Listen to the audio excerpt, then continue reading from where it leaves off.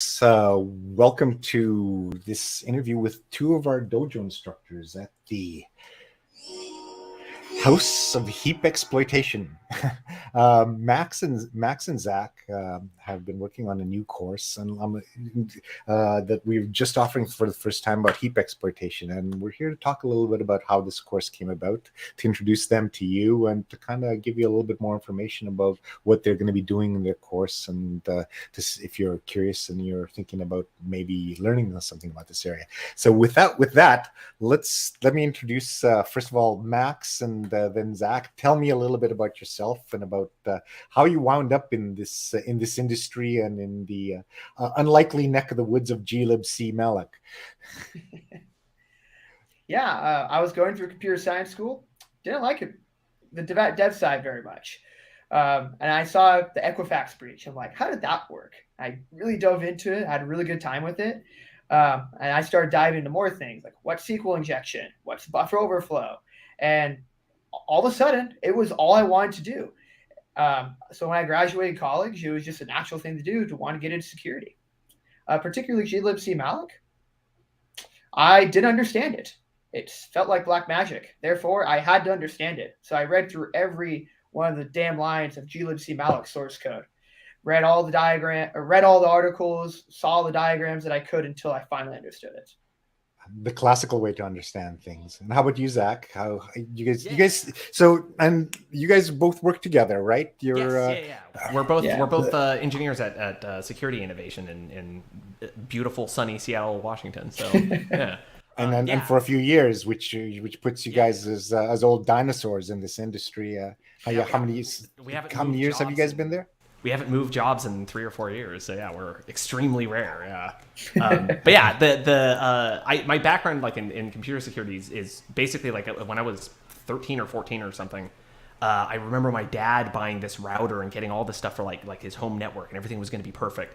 And I remember within like minutes of him plugging it into the wall, everything he owned was pwned, and like he was just mystified on how it was possible. And like ever since then, like that opened my eyes to some sort of like, oh, there's like something's going on out there that I want to know more about. The wild and woolly days of Windows XP. And, this was like, I think not Vista. This was ME era. Like this. Wow! What a stinking piece of. No, sorry. Yeah. That was. And like it was fine and flashy for the time, but Microsoft is sponsor. Be careful. Yeah, Microsoft. Yeah. Oh, and you know what? So Microsoft has come a long way from those days. I got to watch a lot of that process as we've matured. And speaking of maturing, so you guys have been refining this course for a long time, as I understand it, right? Yeah, you guys have been. Max has done most of the the initial development, a lot of the core, and you're going to be there to help students with the problems, and you guys have both been adding little bits into the content, is the way I understand it. Is that about it, or do I okay, so tell me in your minds, who's the ideal student for this course? What I'm trying to get at here is what kind of things do people need to know going into your course so that they get like something out of it, don't feel completely lost. We're trying to put how tall is the you must be this tall to ride this ride in terms of technical skills for your students. Yeah, it's our general, I know Max has like a very specific metric for this, but our general like measure here is somebody who has some sort of experience with binary exploitation. Like if you've ever overwritten like a return pointer on like the stack from like a stack buffer overflow, like you have the binary background that you need. And generally with some sort of knowledge of like GDB. You don't have to be like a wizard with GDB, but like knowing how your way around GDB is like super helpful.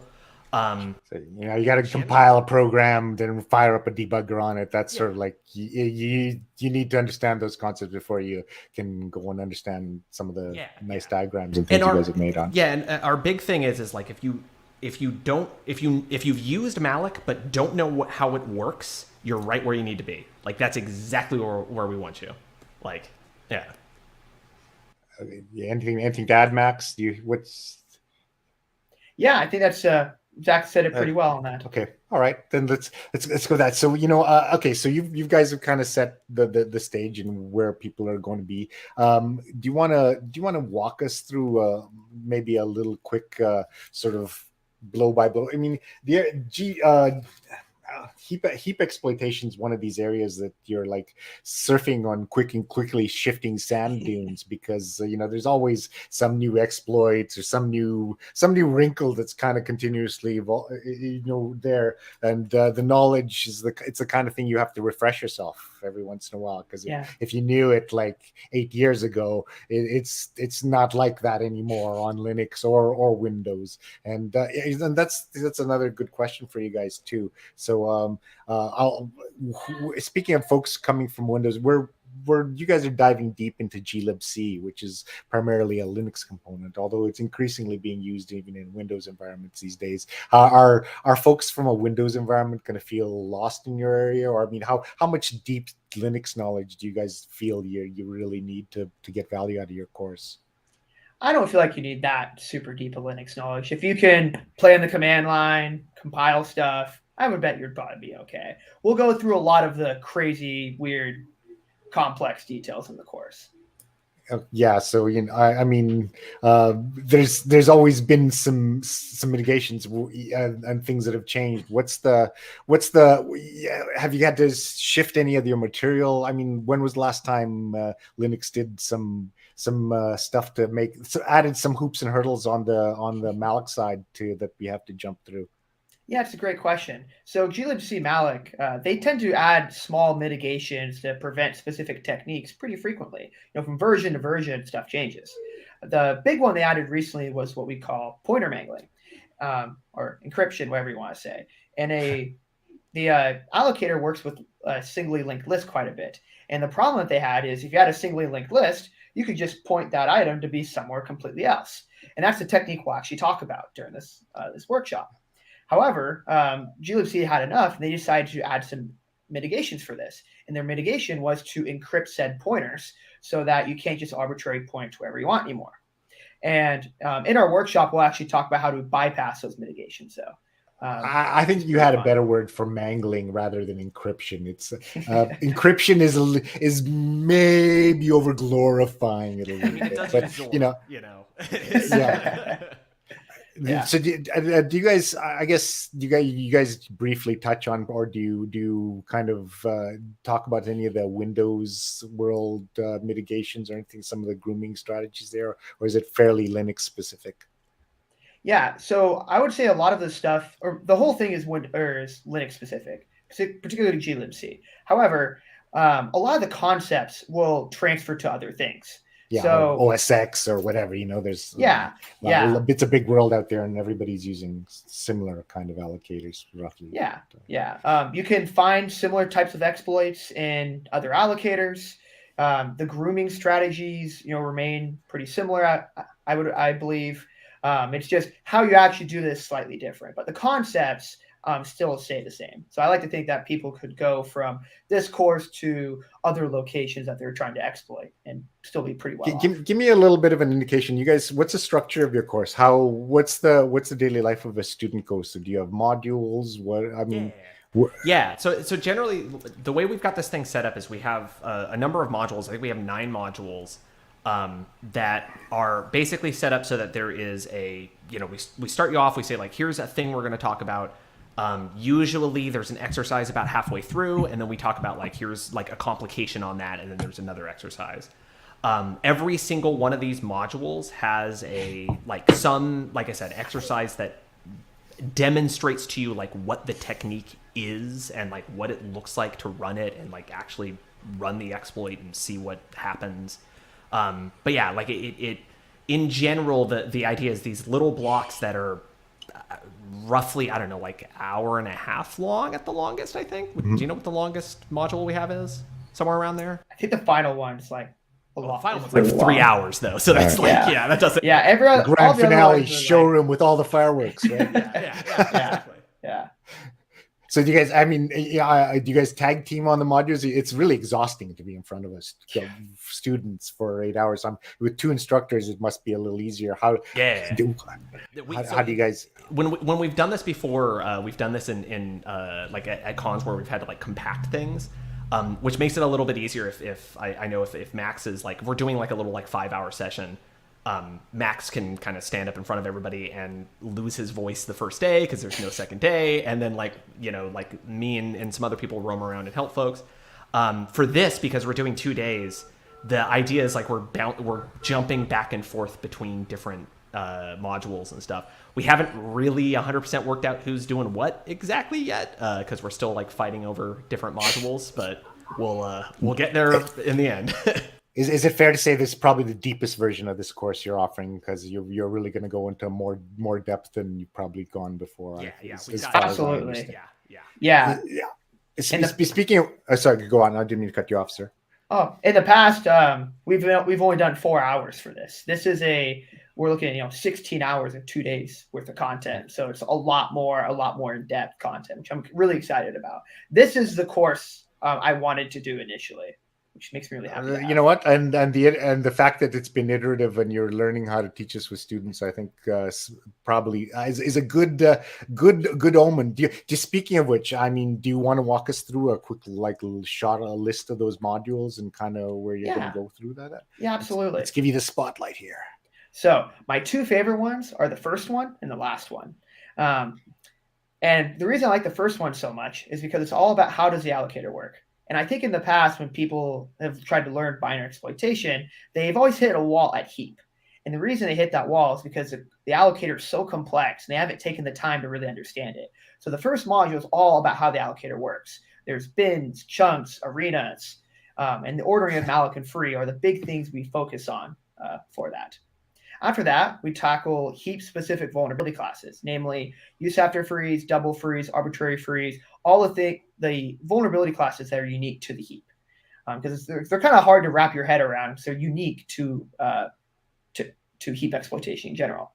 After that, we start tackling unique techniques to the glibc malloc allocator. And some of these could go between different allocators, but these are very specific to the glibc malloc allocator. An example is that I use the unleak technique in the microcorruption CTF I've been going through recently. Actually, so here's where I have to show my ignorance again. Tell me a little bit of microcorruption. Is I try to stay on. I try to stay on top of a lot of subjects, but tell me what's microcorruption. Yeah, microcorruption is a binary exploitation CTF that's been online for a little while. That was done by NCC Group. And I've been recently speedrunning it. There's 19 questions, and I've done about 16 of them. So I have 3 left. And done that about a week and a half. It's been fun. I think also cool. just to like talk about that a little bit. Also, that like allocator is mostly custom, right? Yeah. I guess the microcorruption one is a custom allocator, and it was fun to see some of these techniques from my course actually work within the microcorruption one. That was fun. I'm sorry, I interrupted your whole flow of your module list there. Yeah, tell us more, sir. Yeah. Yeah. So we go through some techniques like the singly linked list technique, where we change the forward pointer to point to something else, the overlapping chunks, house of fours, quite a few things. And then after that, so there's a few other techniques we go through. But after that, we go through grooming and information leaks. And on the Heap, information leaks become really difficult to do, because if you have an out-of-bounds read or uninitialized memory bug or something along those lines, you have to line up the Heap so perfectly to get the data you want. And so we talk about how to actually groom the Heap in a way that that's beneficial to an attacker. So with that, like I said, we go through uninitialized memory reads, use after free reads, out-of-bounds reads, and some other things in that section as well. And then we hit my favorite module. And I have built an HTTP server stack from scratch. I felt like going from this training is always really hard to go to the real world and actually see stuff. So I wanted to make something that was more realistic than you normally see. Sort of taking the training wheels off and getting on your first real bike. And with this, we will talk about finding vulnerabilities in large applications, via dynamic testing. Zach will talk about some fuzzing, and then source code review. We'll talk about triaging, variant analysis, a lot of really important things.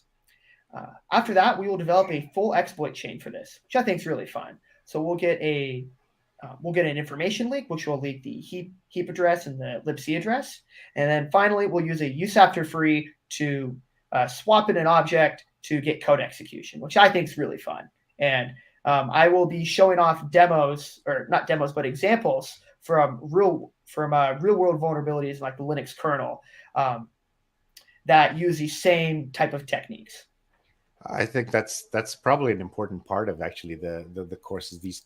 Getting the tooling so that you get some sort of reliable way to make students go through that logical exercise themselves, because you don't really learn this stuff until you have to go, hey, I got to go figure this out myself. And having that sort of reliable test environment or building some tools like that is actually one of the most important thing of us in these courses. Like, I mean, we've got one of our other instructors.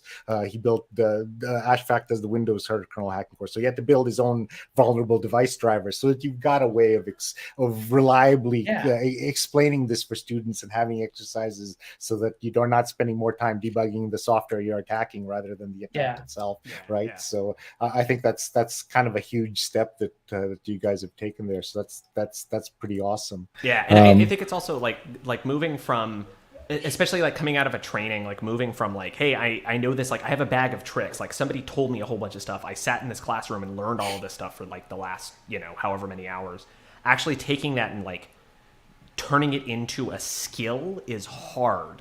And the only real way to do it is to like either go home and immediately have like a good target and just kind of go like, oh, I've been fuzzing this program for like the last year, let me actually try to weaponize some of these bugs, which is going to be rough. Or there's the other way to do it basically is to say like, hey, we have this program, we know of a lot of bugs in it, we're all in this room together, like take a look at it, like we will explain to you like how we actually do this in the real world. We'll explain how folks like actually go and fuzz and get CVEs and and you guys will be there as instructors that can, when somebody gets stuck and doesn't figure out, they can go over and ask about that. I think that's super valuable. I think that's where the real learning actually happens in all this. So that sounds awesome. I mean, do you anything else you guys want to tell folks about this course? Do you want to go first, Max, or should I? You got it. All right. Yeah, my main thing to say here is that like this is a course that like Max specifically has been developing for like 2 years.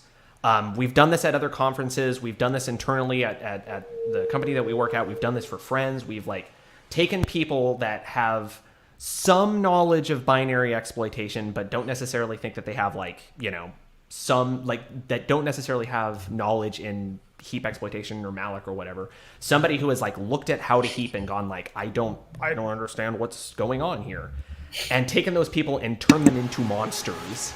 Turn them into like really powerful like wizards for heap exploitation. That's a great tagline. We will turn you into a heap monster. And it's that like we've we've iterated on this, we've added things to it, we've taken things away. Like this thing is kind of the sort of the zenith of our this entire course, I guess. And rock the heap in its fullness and become a monster. I mean, what those seem like? Yeah, that seemed like a great way to go out. Any last words for folks who might think about your course? Yeah, Max, do you have any thoughts? Yeah, I mean, I think we made this as approachable as possible. I really hit the diagrams hard on this, and that was better than a whiteboard sort of set of boxes and then stripes for grooming and I mean, I spent hours upon hours making diagrams, and then I would make a diagram and Zach would tell me that diagram's not good enough, so I have to go back and make this diagram better. So we spent a lot of time making this course as approachable as possible, and I'm excited for people to go through it. Sounds awesome, and I look forward to seeing you guys in Vancouver in about a month, and we'll see all the rest of you folks out there on the internet. Yeah. See you, everybody. Thanks, Ragos. Thanks, Ragos.